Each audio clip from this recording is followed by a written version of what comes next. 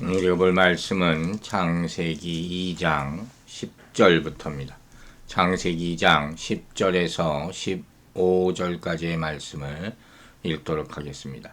강이 에덴에서 흘러나와 동산을 적시고 거기서부터 갈라져 네 근원이 되었으니 첫째 이름은 비손이라. 금이 있는 하윌라 온 땅을 둘렀으며 그 땅에 금은 순금이요 그곳에는 베델리엄과 호마노도 있으며 둘째 강의 이름은 기온이라. 구수 온 땅을 둘렀고 셋째 강의 이름은 히데겔이라. 아수르 동쪽으로 흘렀으며 넷째 강은 유브라데더라. 여호와 하나님이 그 사람을 이끌어 에덴 동산에 두어 그것을 경작하며 지키게 하시고. 아멘.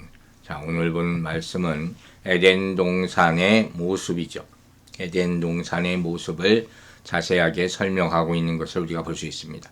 이와 같이 하나님께서는 천지 만물을 만드시고 인간이 살 수 있는 에덴 동산을 만들어 놓으셨는데 그 환경이 어떠한지를 오늘 본문이 보여주고 있는 것입니다. 자, 한 절씩 보도록 하겠습니다. 10절 말씀 읽겠습니다.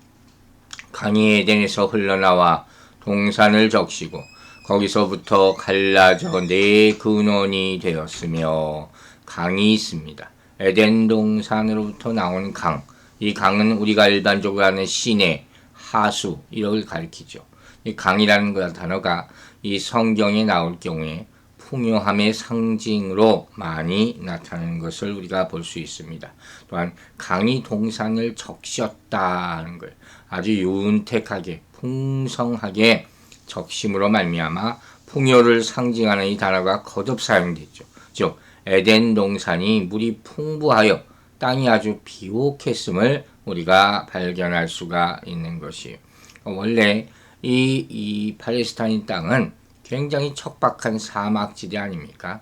그러나 에덴이 어딘지 우리가 정확하게는 알 수 없지만 이러한 묘사만으로도 무엇을 하기에도 아주 풍성한 모든 문명이 강으로부터 시작됐으니까 이것으로 또 우리가 생각할 수 있는 그런 배경으로 하나님께서 만들어 놓으셨다는 것을 짐작할 수가 있습니다. 11절 말씀 읽겠습니다. 첫째 이름은 비손이라. 금이 있는 하윌라 온 땅을 둘렀으며. 자, 우리가 낯선 이름들이 나오기 시작합니다. 먼저 비손이라는 거예요. 강의 이름이죠. 에덴 동산에서 갈라져 네 근원이 되었다 했어요. 즉 에덴 동산에서 시작된 네 개의 강 중 하나, 이게 비손이. 이 비손이라는 단어의 뜻을 한번 찾아보니까 흩어지다, 퍼지다 이런 뜻을 가지고 있어요. 즉 많은 지류가 있는 그런 강이죠. 여러 갈래로 갈라진다 하는 것이죠. 이 강이 어디 있는 어떤 강인지는 정확하게 알 수가 없습니다. 많은 사람이 추측하기로 나일강이다, 인더스강이라, 겐지스강이라 이런 많은 추측들을 합니다. 또 어떤 사람은 오늘날 우리 사우디아라비아 이것을 통과해서 페르시아만으로 흐르던 그 강으로 그 정도의 위치에 있을 것이다 하고 추정하는 그런 정도입니다. 하윌라 온 땅을 둘렀으며. 땅 이름이겠죠. 하윌라 지역. 이 하윌라라는 단어는 소용돌이 치다, 춤을 추다 이런 뜻을 가지고 있는 단어입니다. 즉 이 본문에 나오는 대로 비손이라는 강이 하윌라 온 땅을, 하윌라 지역이겠죠, 이렇게 휘돌아서 감아서 흐르고 있는 것을 볼 수가 있습니다. 그리고 이 하윌라 땅은 금이 있는 하겠어요. 아주 풍성한 보석들이 생산되는 그런 땅임을 우리 또한 짐작하고 있습니다. 짐작할 수가 있는 것인데 어딘지는 알 수가 없겠죠. 자, 12절 보겠습니다. 그 땅의 금은 순금이요 그곳에는 베델리엄과 호마노도 있으며. 직역하면 그 땅의 금은 좋다 이런 뜻이, 순도가 높은 아주 좋은 보석이 생산되는 곳이었다 하는 것이죠. 베델리엄이라는 단어도 낯섭니다. 민수기 11장 7절에서는 진주라고 번역되어 있는 그런 단어인데 아마 향료로 쓰여진 만들어진 송진의 일종일 것이다 이렇게들 해석들을 하는 것을 발견할 수가 있습니다. 또한 호마노는 우리가 어디서 많이 듣고 본 듯하죠. 의미는 희게하다 하는 의미를 가지고 있는데 보석이죠. 우리가 출애굽기에서 봤을 텐데 모세 시대 대사장의 흉패 장식의 보석으로 사용되는 것 중에 하나가 바로 호마노라 하는 것이었어요. 오늘날에는 장식품이나 미술품의 재료로 사용되는 것이 바로 호마노입니다. 13절 보겠습니다. 둘째 강의 이름은 기혼이라 구수 온 땅을 둘렀고. 둘째 강, 에덴으로부터 나오는 지류죠. 그 이름, 기혼이라는 이름은 넘쳐 흐른다 하는 의미를 가지고 있습니다. 자, 이는 자주 범람했던 나일강이나 또 다른 강들로 추정을 합니다. 구스라는 말은 우리에게 좀 낯이 익을 수가 있습니다. 메소포타미아 지역 그 땅을 말하는 것으로 추정되는데 성경 가운데 동일한 이름이 하나 나오죠. 바로 함의 아들과 후손들이 거하던 아프리카, 에티오피아 가르치는 지명인데 본문에 나오는 곳과는 다른 것으로 생각되는 곳이 바로 이 구스 땅입니다. 자, 14절 본문 읽겠습니다. 셋째 강의 이름은 헷데겔이라 아수르 동쪽으로 흘렀으며 넷째 강은 유브라데더라.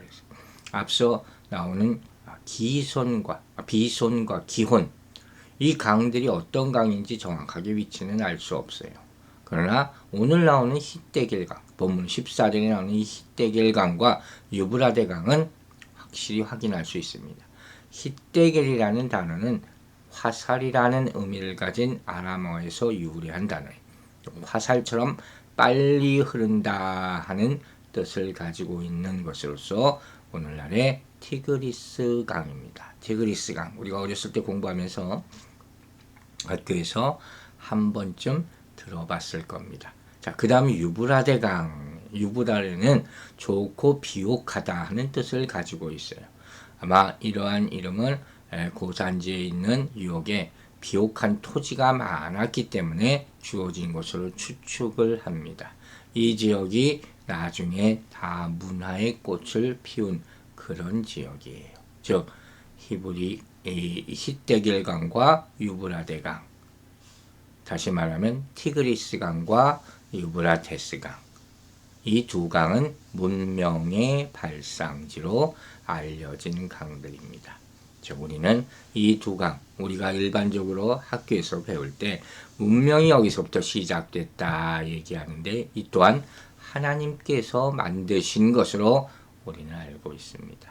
자, 여기서 한 가지 질문을 합니다. 이와 같이 에덴 동산의 강들이 성경에 나와 있는 이유가 뭘까요? 구체적인 장소도 알 수 없고 이름도 굉장히 낮습니다. 그러나 이러한 강들에 대한 소개는 바로 에덴 동산의 실제성을 우리에게 다시 한번 확인시켜 주는 것이고 또한 그 아름다움과 광대함을 묘사하는 것으로 생각이 되는 것입니다. 또한 물이 풍성하잖아요. 이 풍성한 물의 이미지를 통해서 생명력과 풍족함과 무성함과 아름다움을 표시하는 것이 바로 에덴 동산의 강들이 나와 있는 이유라고 우리가 짐작할 수가 있습니다. 자, 이와 같이 성경에는 필요 없는 말씀이 하나도 없습니다.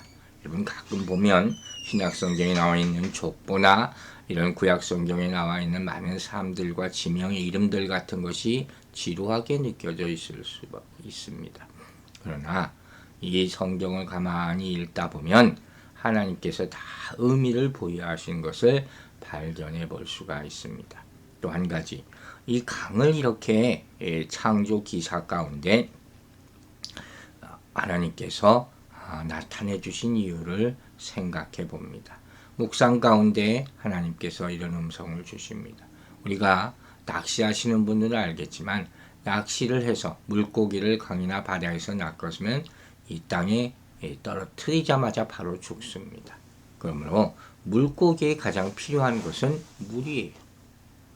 그러나 이 물고기들은 물 몇 방울 적셔서는 살 수가 없습니다. 물 안으로 들어가 있어야지 살 수 있죠. 풍성한 물이 필요하다는 거예요. 마찬가지입니다. 에덴 동산에서 이제 사람들이 죄를 짓고 쫓겨납니다. 에덴 동산 밖에 있는 자들은 에덴 동산 안으로 들어가서 살아야 된다는 것이. 왜 그렇습니까? 하나님 안에만 참된 기쁨과 행복이 있기 때문입니다. 이제 에덴 동산은 갇혔습니다. 문을 닫았다는 겁니다. 그러나 참 놀랍게도 강줄기는 남아서 세상으로 흐르고 있는 것을 보게 됩니다. 이 줄기를 따라가는 자는 생명을 다시 얻게 될 줄로 믿습니다. 세상 사람들은 엉뚱한 곳에서 행복을 찾고 잠깐의 즐거움으로 만족해하는 삶을 살고 있습니다. 하지만 여러분, 우리 모두는 하나님께로 돌아와야 합니다. 그리고 스스로는 하나님께 돌아올 수 없기에 하나님은 자기 아들을 이 땅에 보내심으로 새 생명을 주셨습니다. 예수 안에 있을 때 참된 만족과 기쁨을 누리며 생명력 넘치게 살아갈 수 있는 것입니다. 이와 같이 힘들고 어려운 때 주님만을 바라보며 주께 돌아오며 주의 말씀을 더 깊이 묵상할 수 있는 시간들이 되시기를 주의 이름으로 축원합니다. 자, 15절 말씀 읽겠습니다. 여호와 하나님이 그 사람을 이끌어 에덴 동산에 두어 그것을 경작하며 지키게 하시고 하나님께서 사람을 이끄셨다. 참 놀랍고도 친근하고도 또 따뜻한 말씀이라고 저는 그런 기분을 느꼈습니다. 이 이끈다는 단어는 택하고 인도하다, 영접하다는 그런 의미를 가지고 있습니다. 태초에 하나님께서 당신의 형상대로 창조하신 아담을 참 사랑하셨구나. 그래서 이 아담을 에덴 동산으로 인도하시는 그런 아주 상상이 충분히 가시죠. 그런 모습을 지금 보여주고 있는 것이죠. 에덴 동산에 두셨다. 에덴 동산에 두어 그랬어요. 이 두었다는 말도 그냥 지나칠 수 없는 말입니다. 머물다, 앉다, 평안하다, 또 안식하다는 의미를 가지고 있는 단어입니다. 즉 하나님께서 인간을 에덴 동산에 두고 즉 방치하신 것도 아니고 감금하신 것도 아니라는 거예요.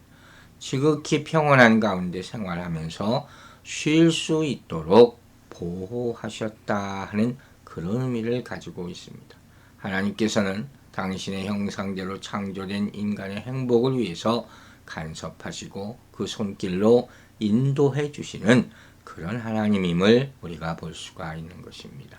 그곳에 두어서 그것을 경작하며 지키게 하셨다. 에덴 동산에 사람을 둔 목적이 나옵니다. 경작하다라는 것은 다스리다 하는 것이죠. 땅을 다스리다. 앞에도 이 땅에 대해서 말을 할 때 우리가 언급했습니다. 땅이 군림하는 것만을 하지 않고 힘써 봉사하며 일하는 것이 바로 경작하는 것입니다. 에덴 동산은 땅이기 때문에 더 어울리는 그런 아주 중요한 단어라고 볼 수가 있죠. 또 경작하고 지키게 하셨다. 이 말씀에 많은 의미가 담겨져 있죠. 지킨다는 것은 보존하다 하는 거예요. 애정을 가지고 살피고 가꾸고 하는 것이 바로 지키다 하는 의미입니다. 이처럼 하나님께서는 아담이 에덴 동산에서 그냥 놀고 먹는 것이 아니에요. 두고 마음대로 살아라 하는 것이 아니라 하나님이 창조하신 아름다운 에덴, 이 기쁨의 동산을 잘 관리하라 하는 의무를 주셨는 것입니다. 노동의 의무라고 할 수 있죠. 하나님께서는 이처럼 인간에게 노동의 의무를 부여하십니다.